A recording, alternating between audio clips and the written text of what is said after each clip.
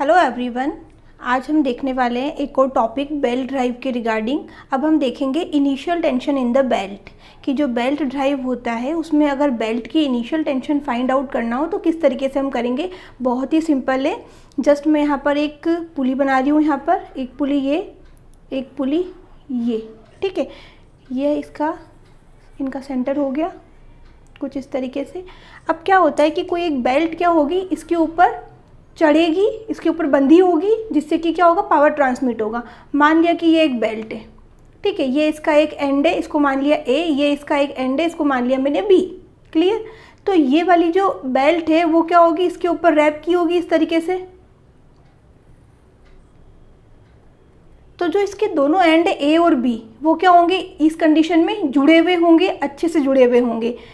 तो ये हमारा हो गया कि मैंने एक बेल्ट यहाँ पर लगा दी इसके ऊपर। अब हमें क्या करना है, जो ये बेल्ट है इसमें जो इनिशियल टेंशन है, कोई भी मान लिया T0, कुछ भी आप मान लो, T0 मान लिया मैंने, तो वो मुझे यहाँ पर देखनी है कि वो किस तरीके से मैं यहाँ पर निकाल सकती हूँ।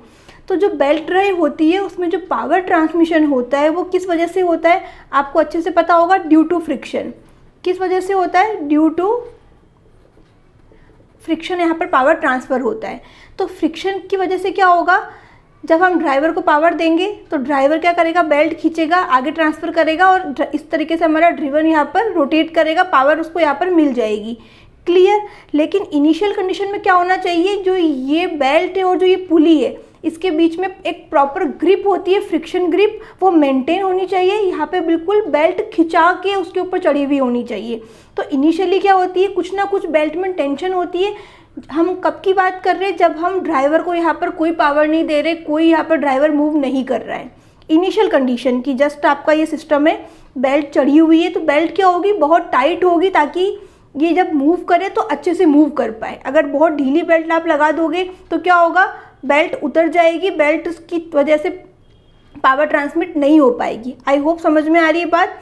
तो जो इनिशियल टेंशन है, जब पुलिस क्या है आपकी स्टेशनरी है, तब जो इनिशियल टेंशन है, आप टेंशनर्स भी यूज़ करते हो। मैंने जो फर्स्ट वीडियो बनाया था बेल्ट ड्राइव का, जब मैंने उसको डिटेल में समझाया था तो मैंने बताया था कि हम अलग अलग टेंशनर्स भी यूज़ करते हैं, जिससे कि यहाँ पर जो बेल्ट में टेंशन बनी रहे। अगर बेल्ट में टेंशन नहीं रहेगी तो आपका पावर ट्रांसमिशन पॉसिबल नहीं होगा, बेल्ट पुली से उतर जाएगी।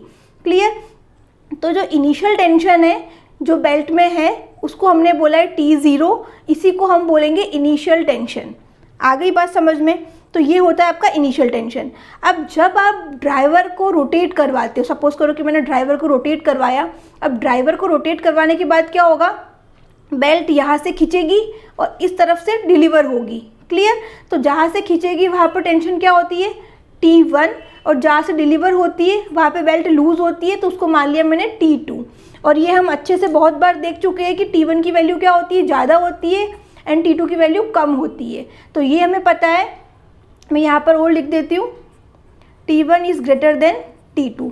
जो टाइट साइड में टेंशन होती है वो ज़्यादा होगी, किसके कंपैरिजन में, स्लैक साइड के कंपैरिजन में। क्लियर। T0 क्या है, आपकी इनिशियल कंडीशन है। तो मैं कुछ इस तरीके से मैं इसको यहाँ पर लिख रही हूँ, T2, T0, T1। ये आपकी क्या है, इनिशियल कंडीशन है। ये आपकी स्लैक साइड में इस तरीके से लिख दो, आप इसको T1 कर दो, इसको आप T2 कर दो, और ये आपका स्लैक साइड, ये आपका टाइट साइड। आ गई बात समझ में। ये तो बेसिक होता है जो हम पहले देख चुके हैं। अब हम यहाँ पर देखते हैं कि टाइट साइड में कितनी टेंशन इंक्रीज होगी। इनिशियल कितनी है, T0 है। जब ये हम इसको पावर दे रहे हैं, जब ड्राइवर हमारा घूम रहा है, ड्रिवन की तरफ भी पावर जाएगी, ड्रिवन भी घूमेगा बेल्ट की वजह से, बेल्ट पुली का सिस्टम हमारा लगा हुआ है यहाँ पर।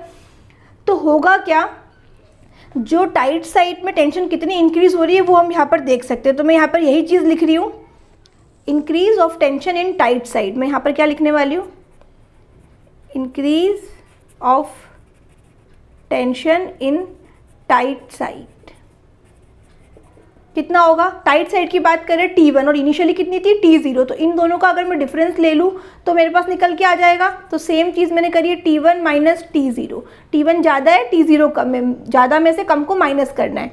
क्लियर। अब सिमिलरली जब हमारा यहाँ से गया, अब जब हम बात करेंगे स्लैक साइड की, तो स्लैक साइड में क्या होगा, टेंशन डिक्रीज हो रही है। इनिशियली कितनी थी, T0, और फिर कितना कम हो गया, T2 हो गई। क्लियर? तो हम इस तरीके से लिख सकते हैं, decrease of tension in slack side कितना हो जाएगा, ज़्यादा क्या है T0 एंड T2 माइनस कर दिया, तो ये डिफरेंस क्या हो जाएगा आपका, समझ में आ गया कि इतनी टेंशन कम हो रही है स्लैक साइड में। आ गई बात समझ में यहाँ तक, ये हमने निकाल लिया। अब देखो यहाँ पर जब भी टेंशन की वैल्यू इंक्रीज़ होगी, जैसे कि सपोज करो कि ये कोई एक इलास्टिक है, अगर मैं इसको इस तरीके से पुल करूँ तो क्या होगा, टेंशन फोर्स लगा रहे हो, पुल करना मतलब कि टेंशन फोर्स लगाना, तो पुल करने पे क्या होगा, उसकी लेंथ भी इंक्रीज़ होगी। ये तो एक पेन है, इसकी नहीं इंक्रीज़ होगी, लेकिन एक इलास्टिक हाथ में लेके चलो और उसको खींचो तो क्या होगा, टेंशन इंक्रीज़ हो करोगे तो उसकी लेंथ भी इंक्रीज़ होगी। तो कहने का मतलब ये है कि जब भी टेंशन इंक्रीज़ होगी तो होगा क्या, उसकी जो लेंथ है वो भी यहाँ पर इंक्रीज़ होगी। तो मतलब यहाँ पर टेंशन आ रही है तो लेंथ इंक्रीज़ होगी, टेंशन ज़्यादा है, यहाँ पर टेंशन कम है तो लेंथ थोड़ी डिक्रीज़ होगी।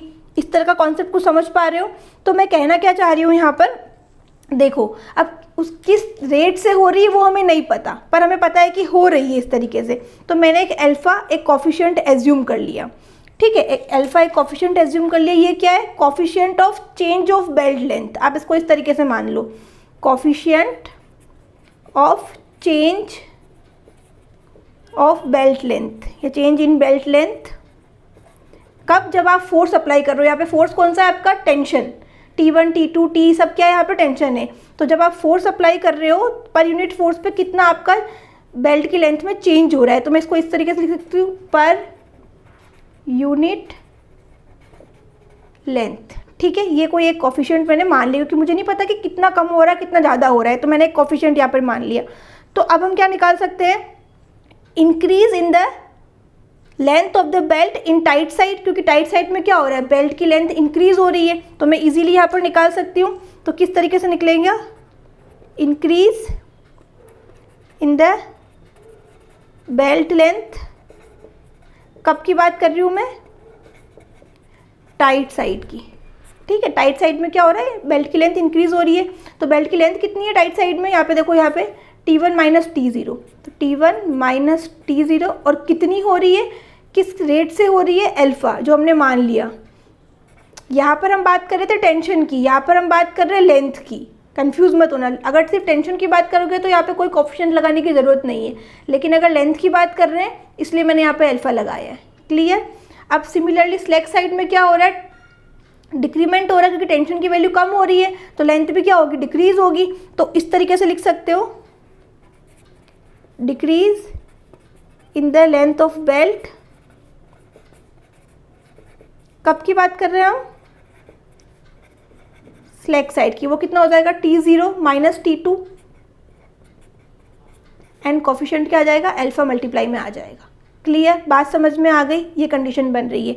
अब मैं इसको इक्वेशन नंबर 1 नाम दे देती हूँ, इसको इक्वेशन नंबर 2 नाम दे देती हूँ। बहुत सिंपल है, सिर्फ कंसेप्ट है और कुछ भी नहीं है। एक फॉर्मूला निकल के आएगा, वो एक फॉर्मूला आपका न्यूमेरिकल्स में यूज़ में आएगा।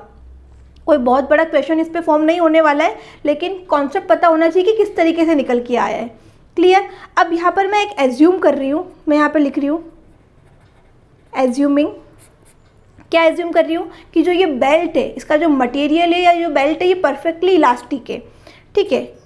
मैं शॉर्ट में लिख रही हूँ, बहुत लंबी लंबी रामायण नहीं लिख रही हूँ यहाँ पे, कि परफेक्टली क्या है, इलास्टिक है। तो इलास्टिक होगा तो क्या होगा, लेंथ जो है वो उतनी रहेगी, पहले बाद में सब जगह पे अगर आप काउंट करो, उसको मेजरमेंट करो, तो पहले अगर 10 सेंटीमीटर थी तो बाद में भी 10 सेंटीमीटर रहेगी। अगर कहीं पे ज़्यादा हुई है और कहीं पे कम हुई है तो वो चेंज बराबर होगा। अगर +2 कहीं पे इंक्रीमेंट हो रहा है तो -2 कहीं पे डिक्रीमेंट होगा।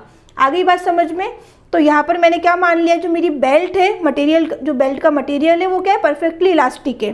तो उस कंडीशन में क्या होगा, टाइट साइड में जितना बेल्ट की लेंथ में इंक्रीमेंट हुआ है और स्लैक साइड में जितना डिक्रीमेंट हुआ है, वो दोनों क्या होंगे, बराबर होंगे। मतलब कि इक्वेशन नंबर 1 को इक्वेशन नंबर 2 के इक्वल मुझे यहाँ पर पुट करना है, क्लियर।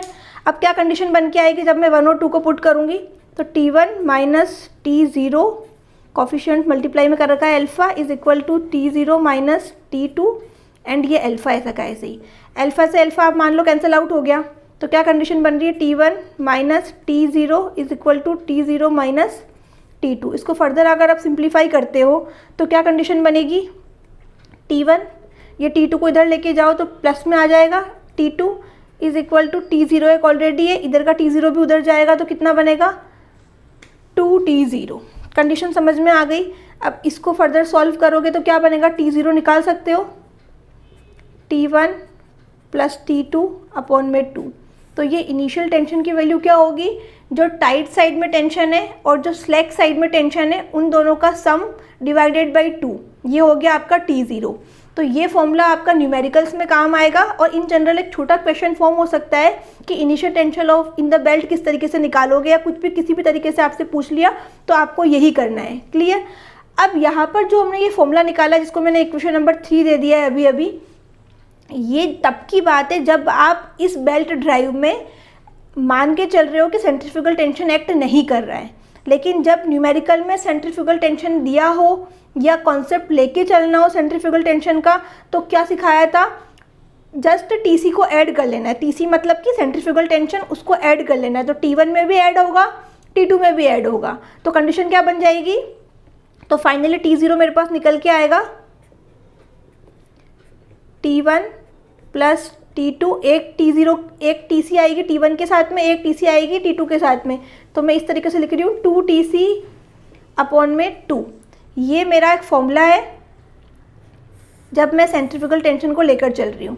तो ये वाला और ये वाला दोनों आपको पता होना चाहिए। और T0 बेसिकली होता क्या है, जस्ट इनिशियल टेंशन है जब आपकी बेल्ट स्टेशनरी है, आपने ड्राइवर को पावर नहीं दिया है, उससे पहले जो बेल्ट में जो खिंचाव है, जो टेंशन है, वो कितनी है, वो T0 है, नथिंग एल्स। तो आई होप यहाँ तक समझ में आया होगा। अगर कोई भी डाउट हो, कुछ भी हो, तो आप मुझे कमेंट सेक्शन में पूछ सकते हो। एंड अगर वीडियो हेल्पफुल रहा हो, कॉन्सेप्ट समझ में आया हो, तो प्लीज़ वीडियो को लाइक करना एंड कमेंट सेक्शन में मुझे बताना कि आपको कैसा लगा। मिलते हैं नेक्स्ट वीडियो में। Thank you.